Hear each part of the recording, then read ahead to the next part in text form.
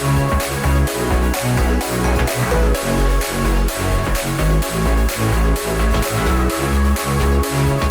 قوي، فان انت يبقى عندك الضغط بتاعك يوصل لحد 4000 بار، فده ممكن يقطع معاك سمك لحد مثلا 20 سم.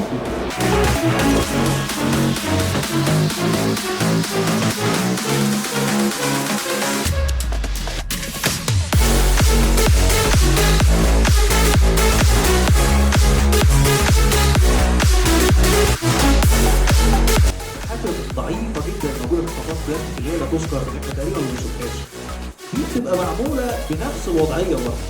انا حاططها في اماكن بسيطه عشان خاطر اخرج منها الهواء، وحجم هذا الثقب مش كبير للدرجه اللي تاثر على تطلع لي بلاستيك باصطفاط بلاستيك، او تعمل لي عمليه تشكيل في تسيب يعني بتقال، او تشكيل في المنتج بتاعي، في البرودكت بتاعي.